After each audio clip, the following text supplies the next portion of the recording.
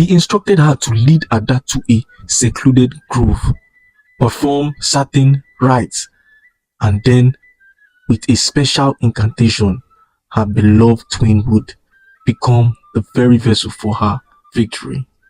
A cooking pot.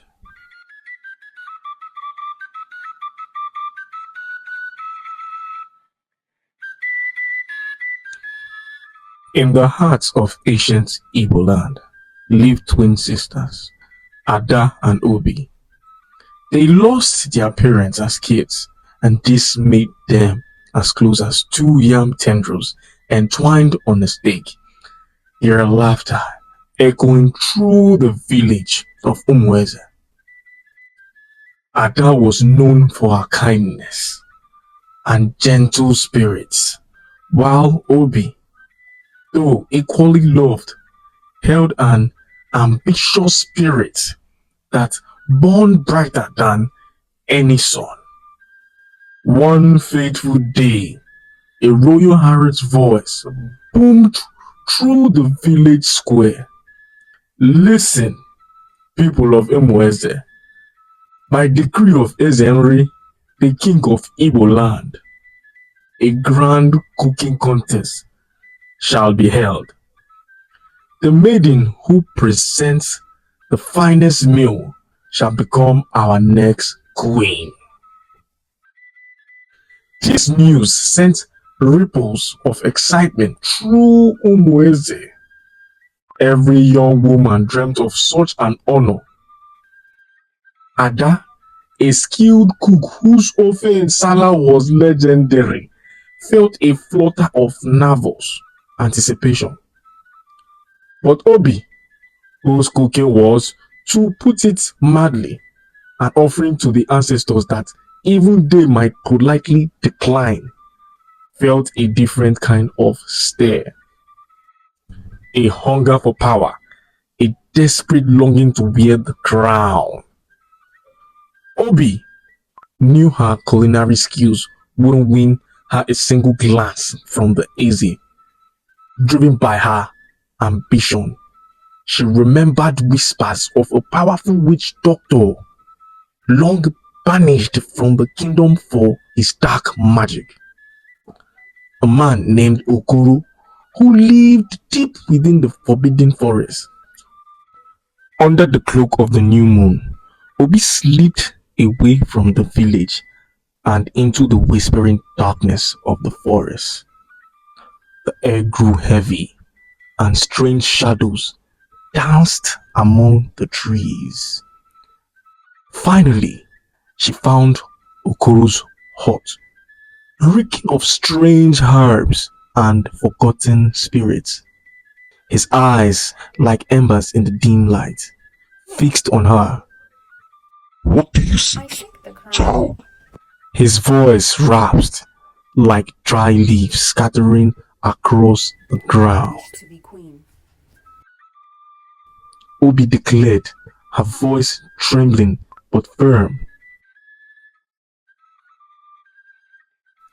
Okoro's lips curled into a knowing smile, revealing yellowed teeth. The path to power is often paved with sacrifice. What are you willing to give? Obi hesitated, then her gaze hardened. Anything.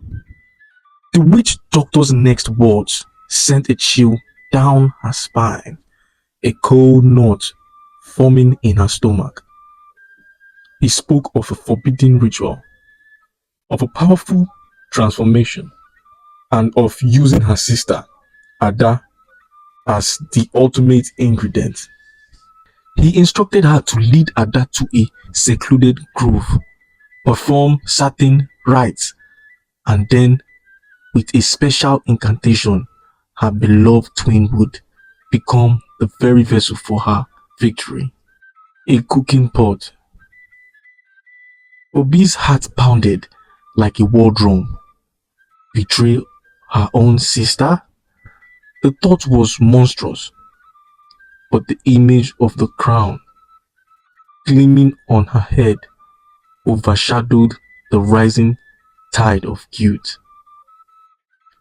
The next morning, with a forced smile, Obi convinced Ada to join her in gathering special herbs for a new recipe she claimed to be perfecting.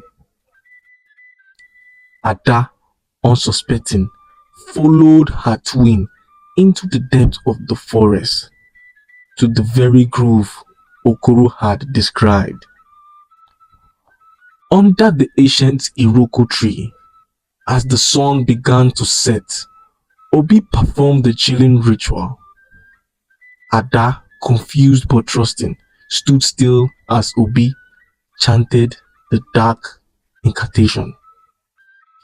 A blinding flash of green light engulfed Ada, and a horrified gasp escaped Obi's lips as her sister's form shimmered, shrank, and then, with a final heart-wrenching sigh, transformed into a gleaming black cooking pot. Obi picked up the pot, its surface strangely warm to the touch. A tear slipped down her cheek. Forgive me, Ada. She whispered, her voice barely audible. The day of the cooking contest arrived. The king's courtyard was abuzz with excitement. Obi, carrying the black cooking pot, felt a strange mix of triumph and dread. As she cooked, preparing ofi igbo with ingredients she had meticulously gathered, she poured her ambition, her guilt, and perhaps, unknowingly, a piece of Ada's gentle spirit into the pot. The aroma that wafted from her pot was unlike anything the judges had ever smelled. It was rich, deep, and subtly mesmerizing. Henry, known for his discerning palate, took a single bite and his eyes widened. This is it? He declared, his voice echoing through the courtyard. This is the taste of a true queen. Obi was crowned queen, adorned with royal beads and a magnificent headdress. That night, as she lay on the royal bed, a faint whispering began. It was Ada's voice, mournful and chilling, echoing through the palace. At first, it was just whispers, then objects began to move on their own. Pots and calabashes clattered in the kitchen. Royal garments would mysteriously rip. The Eze prized hunting dogs howled unstoppably at empty corners. Panic began to spread through the palace. The palace priest performed rituals, but the torment continued, growing more intense each day. Food would spoil instantly, water would turn black, and the royal drums would beat a sorrowful rhythm in the dead of night. Even when no one was near, Obi grew gaunt, her eyes shadowed with fear. Ada's spirit haunted her every waking moment, accusing her, reminding her of her unforgivable act. One night, as a furious storm raged outside, the black cooking pot, still kept in the royal kitchen, began to glow with an airy green light. From within it, Ada's voice, now strong and filled with sorrowful rage, boomed through the entire palace, recounting Obi's dark deed, the transformation, and the betrayal. The palace guards, the priest, and even Henry himself had the chilling tale. When the voice faded, an unnerving silence fell. All eyes turned to Queen Obi, who stood frozen, her face pale as a ghost, her secret laid bare. Henry, his heart heavy with sorrow and anger, could not ignore the truth revealed by the tormented spirit. Obi, consumed with ambition, had committed an unspeakable crime against her own flesh and blood. Justice, however painful, had to be served. The next morning, as the sun rose, casting long shadows across the palace grounds, Queen Obi was led to the ancient execution ground. Her reign, born of dark magic and betrayal, had come to a swift and tragic end.